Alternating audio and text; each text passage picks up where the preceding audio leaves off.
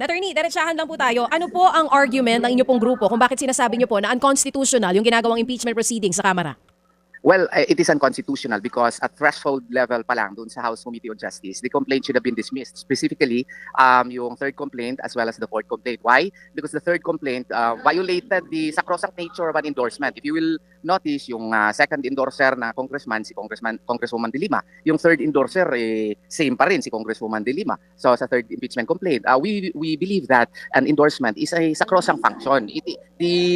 What's the filing of a complaint serves as a constitutional filter. It is not a conveyor belt. It is not a process by which you draft complaints, and if you find that the first and second complaint are not so well organized and not so well written, you again endorse a third complaint. That is a violation of the non-forum shopping rule. So dapat na-dismiss na yon. Yung fourth complaint naman, violation din yun sa due process kasi what is good for the gander should be good for the goose. Yung impeachment complaint ni Presidente Marcos was dismissed on the ground of what's called his failure to state ultimate facts, because according to Rule 3, Section 5 of the Rules of Proceedings of the Committee on Justice, the complaint should contain statement of facts which constitute the offense. Yung mga allegations daw doon kay Presidente Marcos, hindi daw yung nag-amount to an impeachable crime of bribery, grave violation of the Constitution, and other high crimes. No? Kung in-apply yun kay Presidente Marcos, dapat in-apply din yun dito kay Vice President Sara Duterte. That is the mandate of the Equal Protection Clause of the 1987 Constitution. And then more importantly, dismissible na sana yun at threshold level. Ang ginawa pa nila, yung House Committee on Justice kasi, tama yun, determination of probable cause, pero hindi dapat na ikaw na yung investigator, ikaw na yung, mag-fishing expedition ka na, ikaw na yung magpasabina. Ginawa ba nila yun kay Presidente Marcos na impeachment complaint? Na hindi. Nagpasabina ba sila doon sa pagdetermine ng sufficiency in substance doon sa kay Presidente Marcos? Hindi.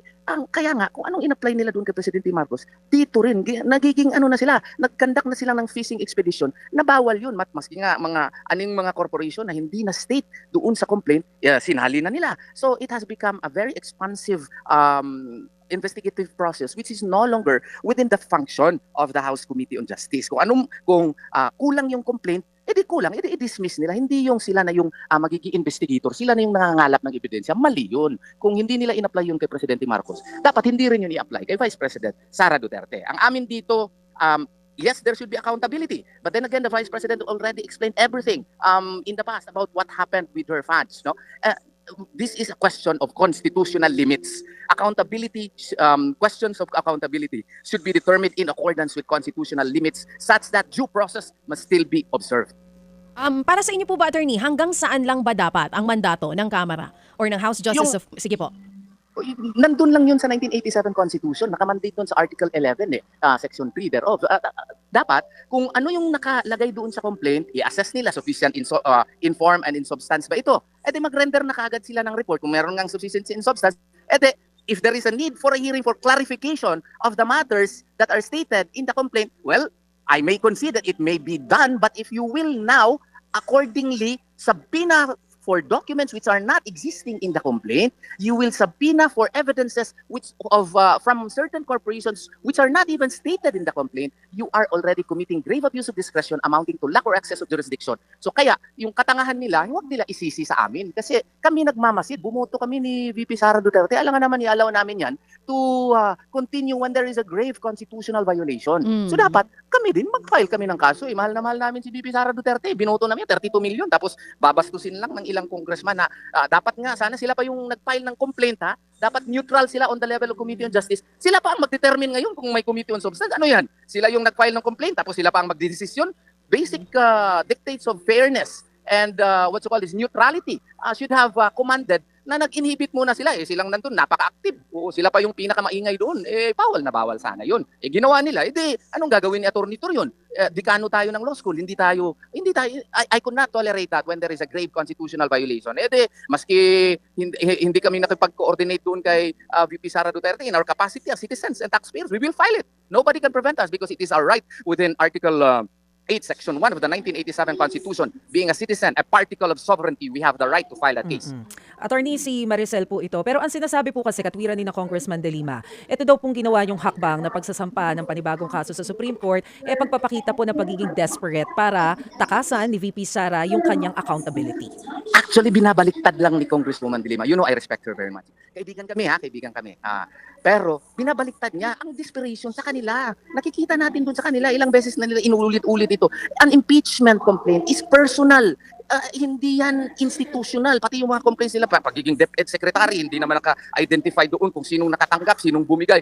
The basics of a cause of action, who, what, when, where, how, wala doon sa kanilang complaint. Tapos ibalik at ibalik at ibalik. Pati yung COA, nagsabi na wala namang definitive allegation doon which would link VP Sara Duterte to any wrongdoing. Binabalik-balik. Sila ang desperate, hindi po si VP Sara or yung mga supporters ni VP Sara. Pero hindi po ba ito delaying tactics kagaya po ng pinangangambahan ng ilang kongresista? No, the 1987 Constitution is there in order for us to have a constitutional watchtower, in order for have to have a conscience of watchtower. There are contours upon which we should not transgress. There are limits upon which we should not defy. If you defy the contours of the 1987 Constitution, the limits within which the House of Representatives should conduct its role under the 1987 Constitution in impeachment process, then the citizens as particles of sovereignty have the right to bring it to the Supreme Court in order not to dictate upon the House of Representatives to do what it should be done, but in order to allocate constitutional limits, and that is what we are doing. Pero ang ipinupunto rin po kasi ni na Congressman Ridon, ito namang pagpapasabpina ng mga dokumento na pinasabpina nila, clarificatory, at saka within the bounds of law. Kumbaga, bahagi rin ng kanilang mandato bilang bahagi ng Kamara. Maling-mali po yun. I'll give you a clear example.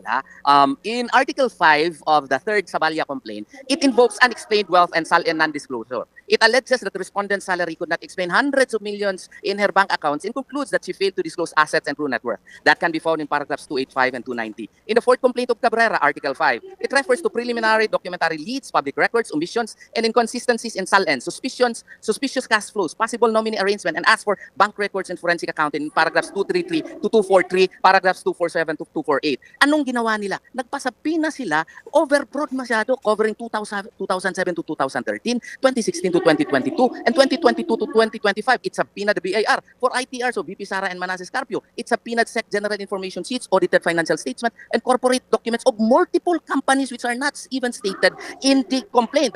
And so what is our question here? The complaints even do not identify the exact SALN year, exact omitted entry, exact hidden asset, exact account, exact amount, or exact false declaration with sufficient specificity. Yet the subpoenas sweep across long periods, including 2007 onwards, and extend to multiple corporations not stated in the complaint. The file records an objection that there was no nexus in the evidence or in the ultimate facts of the impeachment complaint, and that the corporations were not even mentioned nor included in the complaint. What do we call this in law school? This is overbreadth.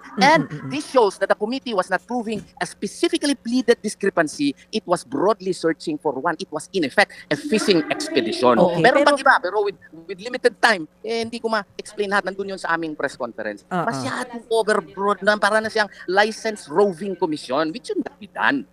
Pero attorney, hindi ba ang SALN naman is supposedly a public document talaga? So, True. Oh. Now, if that is a public document, that should have been attached in the complaint. You should have told the 3rd complainant as well as the 4th complainant to request the same from the ombudsman in the past and attach it in the complaint. You cannot make the House Committee on Justice to be your investigator. Hello? You never did that to Marcos. Why do that to VP Sara Duterte? That is not allowed under the 1987 Constitution. Hence, Attorney Torion, Attorney Bondoc, and other lawyers will now come to the court of the Supreme Court and tell and request the Supreme Court, please, these congressmen are overstepping their boundaries, not anymore stated in the 1987 Constitution. Hence, please exercise your certiorari jurisdiction under Article 8, Section 1, which has been expanded, by the way, under the 1987 Constitution. Last na lang po, attorney, kung sakali po, Yes. hindi naman natin alam ang magiging desisyon dito ng Korte Suprema kung gaano kabilis, pero kung hindi po paboran ng Supreme Court, ito pong petition nyo, anong next step? Well, we will file a motion for reconsideration and pray to Allah subhanahu wa ta'ala that somehow the hearts of the Supreme Court justices would be touched and they would act upon the same favorably in the motion for reconsideration. Yun lang po.